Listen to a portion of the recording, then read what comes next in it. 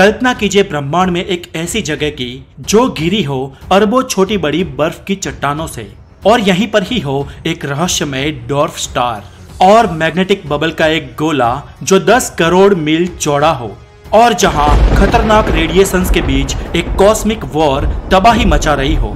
दोस्तों, आपको लगता होगा कि ये सब ब्रह्मांड के दूर दराज के किसी इलाके में होगा, लेकिन नहीं, ये सब का सब मौजूद है हमारे ही सोलर सिस्टम में, और इसके बाहरी हिस्से में जो कुछ भी होता है वही तय करता है कि हम जिएंगे या मरेंगे। दोस्तों, हमें स्कूल में पढ़ाया जाता था कि हमारा सूर्यमंडल, कुछ लोकल प्लैनेट्स, उसके सारे सैटेलाइट्स, अरबों एस्टेरॉइड्स और कुछ कॉमेट का एक लोकल ग्रुप है जो सूर्य के चक्कर लगा रहे हैं। हमें यह भी पढ़ाया जाता था कि हमारा सूर्यमंडल सिर्फ प्लूटो तक ही सीमित है। माना जाता था कि प्लूटो के बाद सोलर सिस्टम खत्म हो जाता है, पर दोस्तों ये सच नहीं है। जहां पर डॉर्फ प्लैनेट प्लूटो की सीमा समाप्त होती है, असल में 90% सोलर सिस्टम वहीं से शुरू होता है।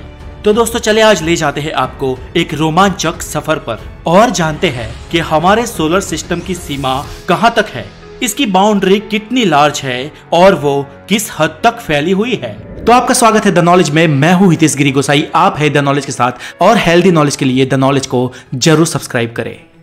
दोस्तों, सूर्य से शुरू करें तो सबसे पहले आते हैं टेरेस्ट्रियल प्लैनेट्स, जो है मर्क्यूरी, वीनस, हमारा मदर प्लैनेट अर्थ और मार्स। और मार्स के बाद एस्टेरॉइड का एक बहुत बड़ा बेल्ट आता है जो सूर्यमंडल में फैला हुआ है। ये बेल्ट बहुत विशाल है और सूर्य से 32 से 47 करोड़ किलोमीटर की दूरी पर है। अरबों एस्टेरॉइड्स ने मिलकर की इस विशाल रचना में प्रत्येक एस्टेरॉइड के बीच का अंतर कम से कम 9 लाख किलोमीटर है। और एस्टेरॉइड्स के इस बेल्ट के बाद आते हैं गैसो प्लैनेट्स, जो है जुपिटर, सैटर्न, यूरेनस और नेपच्यून। ये 8 ग्रह अपने सैटेलाइट्स के साथ सूरज की परिक्रमा करते हैं। और इनके बाद आता है अभी जिसे हम डॉर्फ प्लैनेट कहते हैं, वो यानी प्लूटो, जहां पर सूरज की रोशनी बहुत धुंधली पड़ जाती है और जहां पर बेहद ठंड रहती है। सालों तक माना जाता था कि सूर्यमंडल का विस्तार सिर्फ यहां तक ही है। माना जाता था कि प्लूटो के बाद सोलर सिस्टम का अंत हो जाता है, लेकिन सन 1992 में वैज्ञानिकों ने खोज की एक विशाल रचना की जिसका नाम है काइपर बेल्ट। ये काइपर बेल्ट हमारे सोलर सिस्टम का वो हिस्सा है जहां पर बहुत सारे कॉमेट्स, असंख्य की संख्या में एस्टेरॉइड्स और सैकड़ों स्मॉल आइस बॉडीज मौजूद है। और ये हमारे सूरज से 30 एस्ट्रोनॉमिकल यूनिट से लेकर 50 एस्ट्रोनॉमिकल यूनिट्स के बीच का विस्तार है। यहाँ आपको मैं बता दूं दोस्तों कि ब्रह्मांड में डिस्टेंस नापने के लिए आगे की हमारी चर्चा में हम AU यानी कि एस्ट्रोनॉमिकल यूनिट्स का उपयोग करेंगे। एक एस्ट्रोनॉमिकल यूनिट यानी पृथ्वी और सूरज के बीच का अंतर, जो करीब 15 करोड़ किलोमीटर है। और ये काइपर बेल्ट करीब 30 से 50 एस्ट्रोनॉमिकल यूनिट्स के बीच फैला हुआ एक विस्तार है। आप सोच के देख लो कि ये कितना बड़ा होगा। और ये हमारे सूरज और सारे ग्रहों को पूरा ऑर्बिट करता है। अगर आप ये सोच रहे हो कि हमारा सूर्यमंडल सिर्फ काइपर बेल्ट तक ही सीमित है, तो ऐसा भी नहीं है, क्योंकि हमारा solar system beyond the Kuiper belt भी फैला हुआ है। और इस काइपर बेल्ट के भी पार जो विस्तार है उसे कहते हैं द स्कैटर्ड डिस्क, जो सूरज से 100 एस्ट्रोनॉमिकल यूनिट्स तक फैला हुआ है। इस क्षेत्र में हमारे सूर्यमंडल का एक और भी डॉर्फ प्लैनेट मौजूद है जिसे कहते हैं एरिस, जो प्लूटो से भी ज्यादा मैसिव है। पर दोस्तों, यहाँ पर मजे की बात यह है कि 100 एस्ट्रोनॉमिकल यूनिट्स दूर इस जगह पर भी सोलर सिस्टम का एंड नहीं आता है, क्योंकि हमारे सूर्य ने अपने आसपास बहुत दूर तक एक मैग्नेटिक फील्ड बनाया है। हमारे सूरज से एवरी सेकंड करोड़ों टन की संख्या में उससे अलग होने वाले मैग्नेटिक विंड्स सूरज के आसपास ये मैग्नेटिक फील्ड बनाते हैं। सूरज ने बनाए इस मैग्नेटिक फील्ड, या यूं कहे कि सूरज के मैग्नेटिक विंड्स जहां तक पहुंचते हैं, इस पूरे एरिया को हीलियोस्फीयर कहते हैं। और हमारे सूरज ने बनाया ये हीलियोस्फीयर ही है जिसके कारण हमारी पृथ्वी पर जीवन मौजूद है। ये हीलियोस्फीयर हम पृथ्वीवासियों के लिए एक वरदान है, क्योंकि ब्रह्मांड में से बहुत सारी मैग्नेटिक रेज आती है। अगर बाहरी ब्रह्मांड से आने वाली ये खतरनाक मैग्नेटिक वेव्स हम तक पहुंच जाए तो उसी वक्त पृथ्वी पर जीवन का सफाया हो जाए। पर हमारे सूरज ने बनाया ये हीलियोस्फीयर इन रेज से हमें बचाता है।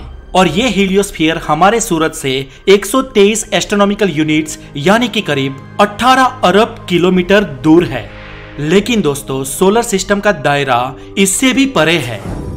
नासा ने 5 सितंबर 1977 को एक स्पेस प्रोब लॉन्च किया था जिसका नाम था वॉयेजर 1 और जिसे सूर्यमंडल के रहस्य को जानने के लिए बनाया गया था।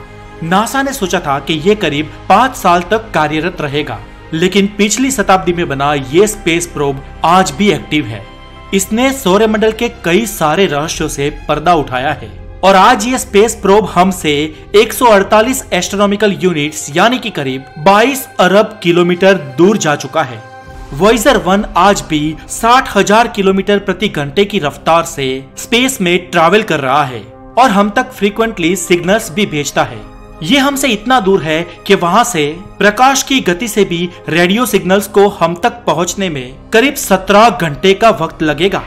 लेकिन दोस्तों इतना दूर होने के बावजूद भी आज भी वो सोलर सिस्टम के दायरे में ही है, वह भी आज सूर्यमंडल के दायरे से बाहर नहीं जा सका है। सूर्य से अगर हम आगे बढ़े तो हम हमारी पृथ्वी से होते हुए सारे ग्रहों को पार करके हम पहुंच जाएंगे प्लूटो तक। डॉर्फ प्लैनेट प्लूटो के बाद कुइपर बेल्ट का विस्तार शुरू होता है। यह विस्तार बहुत ही बड़ा है, ये दूरी बहुत ही ज्यादा है और हीलियोस्फीयर इससे भी आगे। और इतने दूर जाकर अगर हम सोचे कि सोलर सिस्टम का विस्तार सिर्फ यहां तक ही होगा तो ये हमारा भ्रम होगा, क्योंकि वहां पर भी कुछ ऐसी चीजें हैं जो ग्रेविटी के माध्यम से हम तक जुड़ी हुई है और कभी कभार कोई चीज इस मटेरियल को हमारे सूरज की ओर भेज देती है। दूर से आने वाले इन मेहमानों को हम कहते हैं कॉमेट्स या धूमकेतु। दोस्तों धूमकेतु दो तरह के होते हैं। एक होते हैं शॉर्ट पीरियड कॉमेट्स जो 200, 300 या 350 साल के अंतराल में हमारे सूरज की विजिट करते हैं। ऐसे कॉमेट्स कुइपर बेल्ट के विस्तार से आते हैं। लेकिन लॉन्ग पीरियड कॉमेट्स थोड़े रहस्यमय होते हैं और ऐसे कॉमेट्स करीब 1000 साल, 1 लाख साल या 10 लाख साल के बाद ही लौटते हैं। ये सारे कॉमेट्स मोटी बर्फ से बने होते हैं। सूर्यमंडल के दूर दर्राज के क्षेत्रों में होने के कारण इस पे बहुत मोटी बर्फ जम जाती है। लेकिन जब ये सूर्य की विजिट पे या सूरज के करीब आते हैं तो उनके ऊपर की बर्फ पिघलने लगती है और ये पिघली हुई बर्फ कॉमेट से अलग हो जाती है और उसके रास्ते में उसके पीछे एक पूंछ बना देती है, जिसके चलते ये धूमकेतु हमें पूंछ वाले दिखाई देते हैं। लेकिन आखिर ये लॉन्ग पीरियड कॉमेट्स आते कहां से हैं? तो दोस्तों ये आते हैं बेहद ही दूर से और जहां से वो आते हैं वहां ऐसे खरबों कॉमेट्स का भंडार है।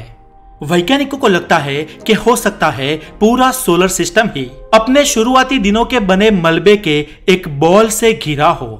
ये अभी एक बहुत ही विशाल हाइपोथेटिकल संरचना है जिसे नाम दिया है ओर्ट क्लाउड। कैलकुलेशन से पता लगता है कि ओर्ट क्लाउड में करीब 2 खरब से भी ज्यादा आइसी ऑब्जेक्ट्स हैं जो हीलियोस्फीयर से भी बहुत आगे तक फैले हुए हैं और माना जाता है कि ये ओर्ट क्लाउड बर्फीली चट्टानों और कॉमेट्स का घर है, जहां से समय समय पर कुछ मेहमान हमारी ओर आते रहते हैं। कुछ वैज्ञानिक ये भी मानते हैं कि इस ओर्ट क्लाउड के गहरे अंधेरों में हमारे सूरज का एक साथी स्टार भी है जिसका नाम उन्होंने नेमेसिस दिया है। दोस्तों ये नेमेसिस स्टार पूर्ण रूप से एक हाइपोथेसिस है, इसे अभी तक प्रूव नहीं किया गया है। लेकिन अगर ये है तो हमें यहाँ से दिखता क्यों नहीं या ये चमकता क्यों नहीं है? तो साइंटिस्ट मानते हैं कि ये बहुत ही छोटा सा एक ब्राउन डॉर्फ स्टार है और इसे पूर्ण रूप से तारा भी नहीं कह सकते। ये एक ऐसी अवस्था होती है जो कोई पिंड तारा बनते बनते रह गया हो। खैर ओर्ट क्लाउड की बात करें तो ये हमारे सूरज से 5000 एस्ट्रोनॉमिकल यूनिट से लेकर 1 लाख एस्ट्रोनॉमिकल यूनिट तक फैला हुआ है, यानी कि करीब 770 बिलियन किलोमीटर से लेकर 15 ट्रिलियन किलोमीटर तक। अब दोस्तों सवाल फिर से वही कि हमारे सोलर सिस्टम का विस्तार कहां तक है? तो दोस्तों यहां बात आती है कि हम उसे किस जरिए से डिफाइन करते हैं। अगर हम प्लैनेट्स तक ही सीमित रखें तो हमारे सूर्यमंडल की सीमा सिर्फ नेपच्यून तक ही है। लेकिन डॉर्फ प्लैनेट्स को भी इंक्लूड किया जाए तो कह सकते हैं कि यह कुइपर बेल्ट तक फैला होगा। लेकिन यह कहना गलत होगा क्योंकि सूरज बहुत दूर तक अपने मैग्नेटिक विंड्स को स्प्रे करता है और अगर सूरज के मैग्नेटिक विंड्स को ध्यान में रखा जाए तो सूर्यमंडल का विस्तार हीलियोस्फीयर तक बढ़ जाता है। लेकिन दोस्तों यहाँ पर समझने वाली बात यह भी है कि सूरज की ग्रेविटी बहुत दूर तक पिंडों को इफेक्ट करती है।